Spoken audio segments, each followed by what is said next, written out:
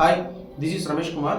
So நம்ம இந்த வீடியோவில் என்ன டாபிக் பற்றி டிஸ்கஸ் பண்ண போகிறோம் அப்படின்னா ஒரு ஜாவாவில் ஒரு ஃபுல் ஸ்டாக் டெவலப்மெண்ட் எப்படி டெவலப் பண்ணுறது அப்படின்ட்டு தான் பார்க்க போகிறோம். ஸோ அதில் என்னென்ன லாங்குவேஜஸ்லாம் யூஸ் பண்ண போகிறோம், என்ன டேட்டாபேஸ் யூஸ் பண்ண போகிறோம் அப்படின்றது டீட்டெயிலாக எக்ஸ்பிளைன் பண்ணுறேன்.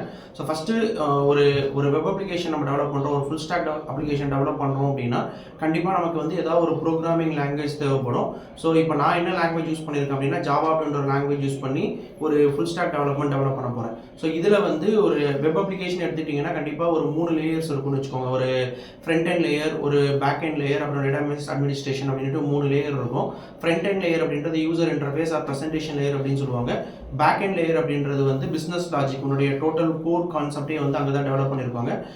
டேட்டாபேஸ் அட்மினிஸ்ட்ரேஷன் வந்து உங்கள் டேட்டாவை ஸ்டோர் பண்ணுறதுக்கு ரிட்ரீவ் பண்ணுறதுக்கு யூஸ் பண்ணுவாங்க.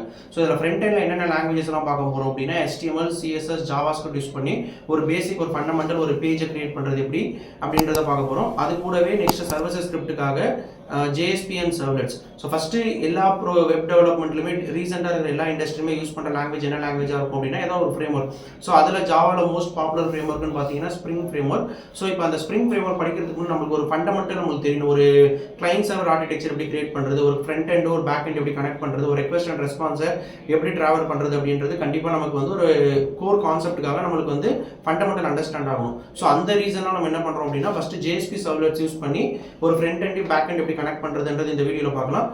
நெக்ஸ்ட் வர ஃபர்தர் வீடியோஸில் வந்து நான் ஸ்ப்ரிங் ஃப்ரேம் ஒர்க் யூஸ் பண்ணி அப்படியே ஒரு ஃபுல் ஸ்டாக் டெவலப்மெண்ட் பண்ணுறது அப்படின்னு செக் பண்ணிக்கலாம்.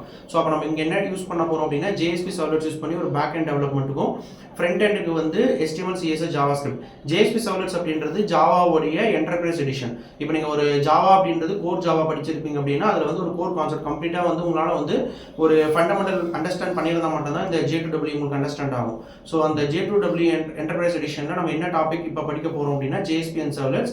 பேக் எண்டில் வந்து நீங்கள் SQL லாங்குவேஜ் யூஸ் பண்ணி MySQL டேட்டாபேஸ் யூஸ் பண்ண போகிறோம். ஸோ இப்போ பேக் எண்டையும் டேட்டாபேஸை கனெக்ட் பண்ணுறதுக்காக எக்ஸ்ட்ராவாக அந்த JDBC API யூஸ் பண்ணி எப்படி ஒரு பேக் எண்ட் டேட்டாபேஸை கனெக்ட் பண்ணுறது அப்படின்றத பார்க்க போகிறோம். ஸோ அப்போ நம்மளுடைய கம்ப்ளீட்டாக இந்த எண்ட் ஆஃப் த வீடியோவில் உங்களுக்கு என்ன அண்டர்ஸ்டாண்டிங் இருக்கும் அப்படின்னா ஒரு front end HTML, CSS, JavaScript, back end வந்து JSP and servlets, டேட்டாபேஸ் கனெக்டிவிட்டிக்கு வந்து JDBC API, டேட்டாபேஸ் வந்து MySQL டேட்டாபேஸ். ஸோ இது கம்ப்ளீட்டாக இந்த லாங்குவேஜஸ் எல்லாம் யூஸ் பண்ணி நம்ம ஒரு அப்ளிகேஷன் டெவலப் பண்ண போகிறோம் யூசிங் MVC பேட்டர்ன் ஒரு பாப்புலரான பேட்டர்ன். இந்த பேட்டர்னுடைய மெயின் எய்மே என்ன அப்படின்னா நம்ம ஒரு காம்போனன்ட் கிரியேட் பண்ணுறதுல front end component, back end and database இந்த எல்லா காம்போனன்ட்டுமே இண்டிபெண்ட்டாக கிரியேட் பண்ணுறதுக்கும் டிபெண்டன்சி இருக்கக்கூடாது. ஒரு காம்போனன்ட்டுக்கு இன்னொரு காம்போனன்ட்டுக்கு டிபெண்டன்சி இருக்கக்கூடாதுன்றதுக்காக லூஸ்லி கப்புள்ட் அப்ளிகேஷன் எப்படி கிரியேட் பண்ணுறது அப்படின்றத மேனேஜ் பண்ணுறதுக்காக தான் MVC பேட்டர்னுக்கு டிசைன் பண்ணியிருப்பாங்க.